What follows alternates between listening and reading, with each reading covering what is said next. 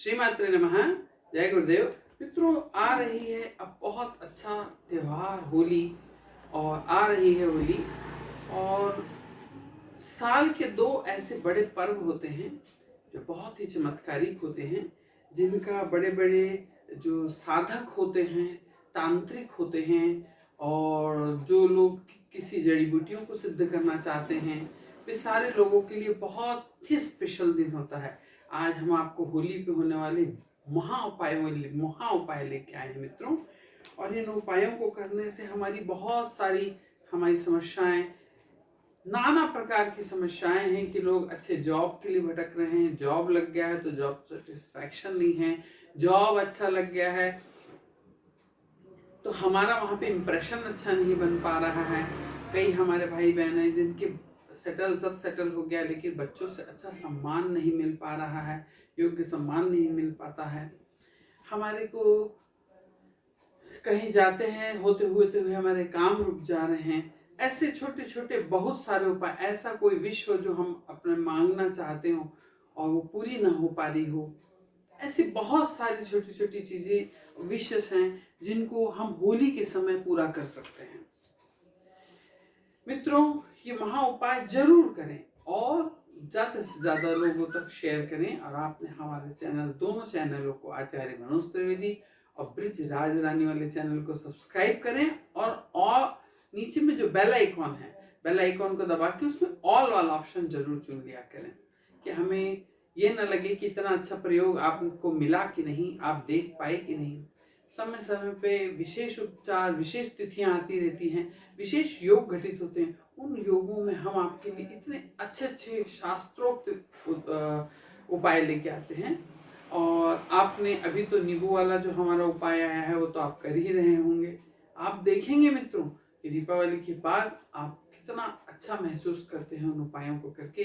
जिन परेशानियों के लिए आप कर रहे हैं वो उपाय, वो जरूर आपको उस पर सफलता मिलेगी, क्योंकि ये उपाय हजारों बार किया गया है और भगवान घंटा कर्ण उसको जरूर पूरा करते हैं।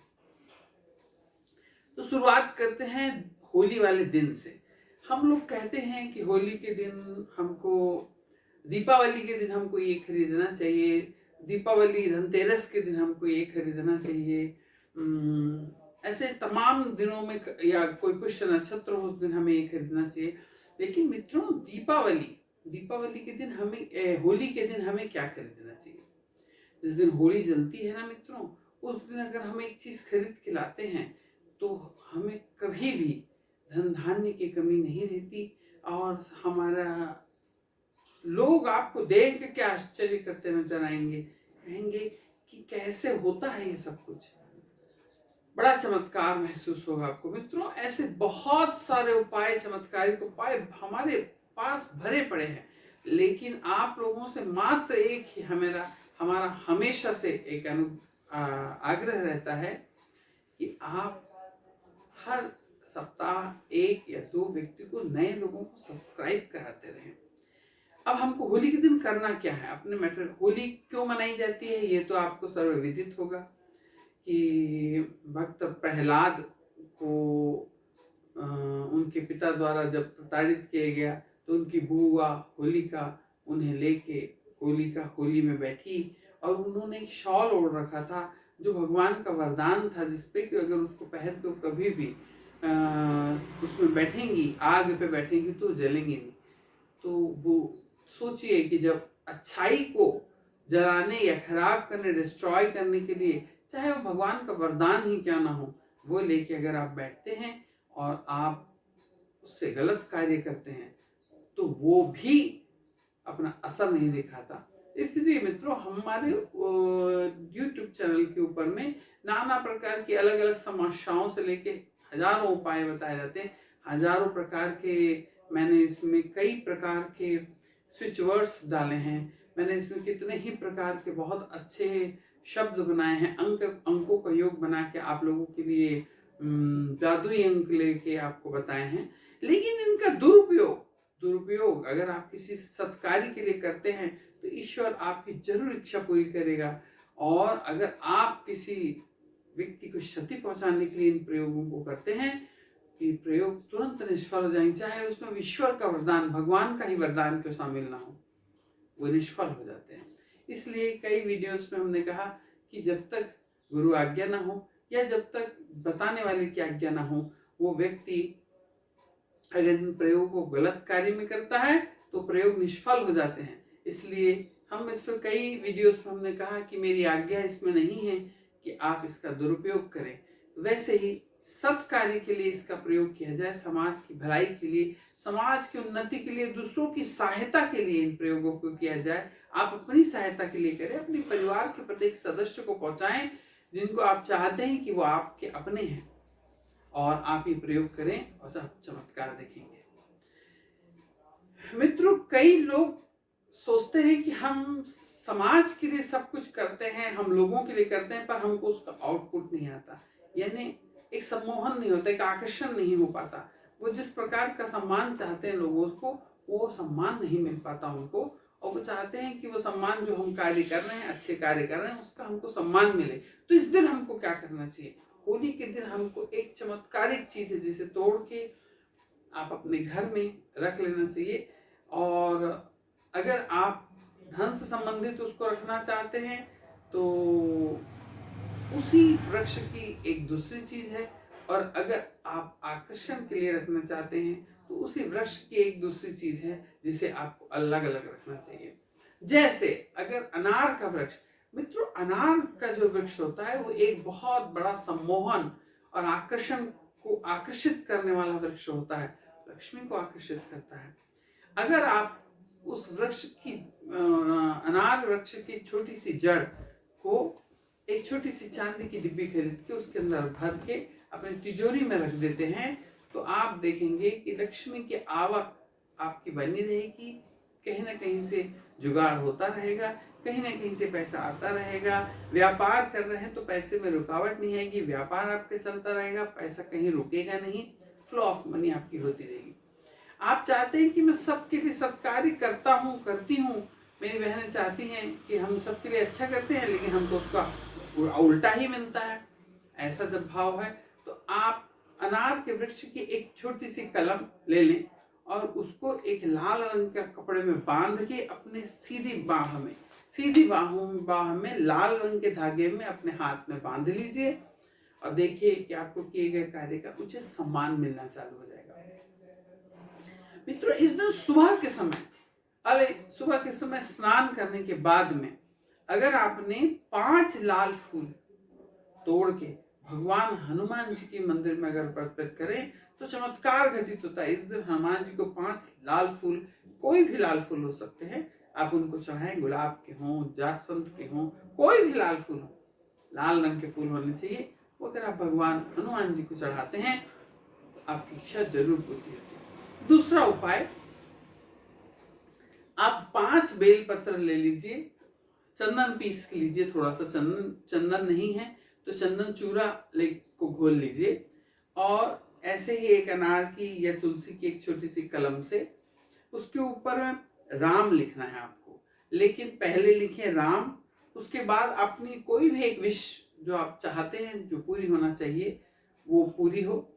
उसके बाद दूसरे पत्ते पे लिखे राम, फिर अपनी एक विश बोलें जो आपने पहले, हर बार अलग अलग विश नहीं, एक ही विश जो आप बोले हैं अभी विश, वो फिर तीसरे पत्ते पे राम लिखें और फिर अपनी विश बोल के राम बोल के भगवान शिव को अर्पण कर दे। ऐसा 5 पत्र मात्र आपको अगर भगवान शिवलिंग के ऊपर में, लेकिन ये मंदिर शिवालय होना चाहिए।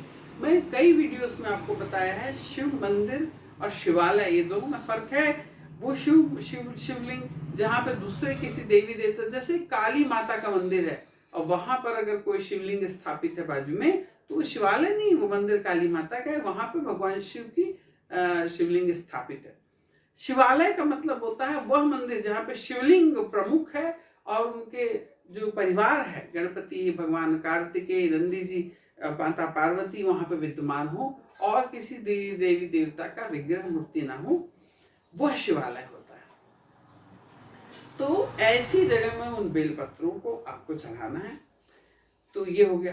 अब हमारे कई भाई हैं कि सब सर्वसंपन्न हैं, सब कुछ है, धन वैभव पैसा सब है, लेकिन उनके बच्चे उनकी बात नहीं मानते और उनका तिरस्कार करते हैं, तो वो भाई बहन क्या करें, सप्त धान्य ले लें, 7 प्रकार के धान्य ले लें, गेहूं, चावल, उड़द, मूंग, चना दाल, बाजरा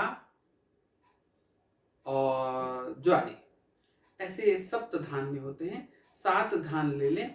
सप्त धान्य को अपनी घर की ईशान कोण में एक ढेरी बना दें, एक प्लेट पे रख के एक प्लेट ले लें, उसमें एक ढेरी बना लें और एक मिट्टी का दिया लेके उसके ऊपर घी का दिया, मौली से ही बनाएं। जो बाती अब बनाते हो हमेशा हम आपको बताते हैं रुई से ना बनाएं, मौली से बनाएं।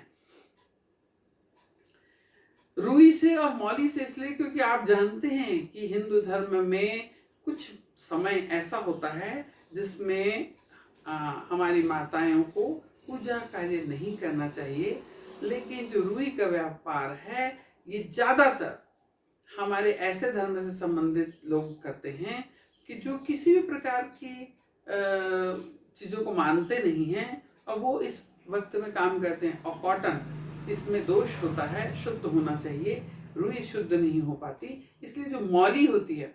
अब आप कहेंगे कि वो मौली बनी है, वो भी तो रुई की बनी है। हाँ जी, रुई की बनी है, लेकिन उसके ऊपर जब रंगाई कर दी गई है, लाल और पीला रंग चढ़ा दिया गया है, तो उसका वो दोष हट जाता है। इसलिए आप मौली ले, मौली की बत्ती बना के घी की बत्ती, घी का दिया जला के आप उसको एक जो सप्त धान्य की आपने ढेरी बनाई है उसके ऊपर आप उस दिए को रख दें शाम के समय।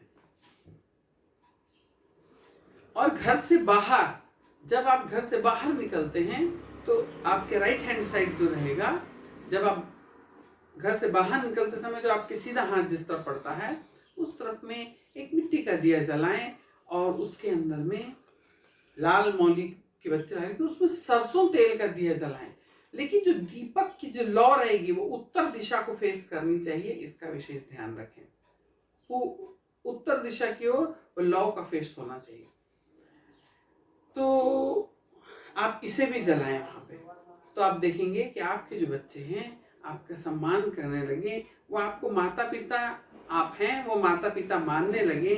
आप जैसा आप स्नेह करते हैं वो आपसे भी उतना वैसा ही स्नेह करने लगे।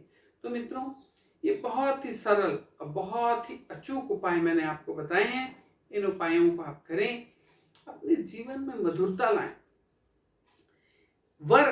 हार्ड वर्क तो आपको करना ही है, और भगवान कृष्ण भी कहते हैं कर्मण्येवाधिकारस्ते।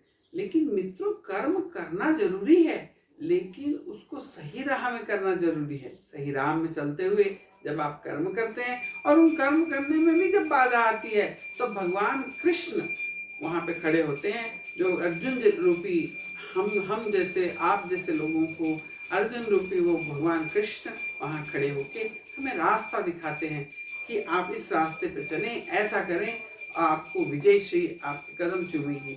मित्रों, आप इसे ज़्यादा से ज़्यादा शेयर करें। मेरे से विशेष होली की आप लोगों से एक दृढ़ इच्छा है। और आपको अगर ये वीडियो बहुत अच्छा लग रहा है तो नीचे आके जय राधे कृष्ण। मित्रों, कृष्ण कृष्ण अगर कोई व्यक्ति बोलता है तो उसकी आधी समस्याएं तो कृष्ण बोलते ही खत्म हो जाती है। लेकिन अगर आपको अपनी पूरी समस्याओं को खत्म करना है, आप चाहते हैं कि आपकी सारी समस्या खत्म हो जाए, तो आपको राधे कृष्ण राधे राधे राधे राधे कहना पड़ेगा, तो सारी समस्या खत्म हो जाएगी। राधे का मतलब ही है राह दे, राधे कृष्ण राह दे कृष्ण, तो राधे कृष्ण उसको कहा जाता है। दरअसल उसका प्रोनाउंसिएशन होता है राह दे कृष्ण राह दे कृष्ण। हे कृष्ण, हमें राह दे, हम क्या करें हमें बता, राह दे कृष्ण। इसलिए राधे कृष्ण लिखें। राधे राधे मित्रों, जय हिंद, जय भारत।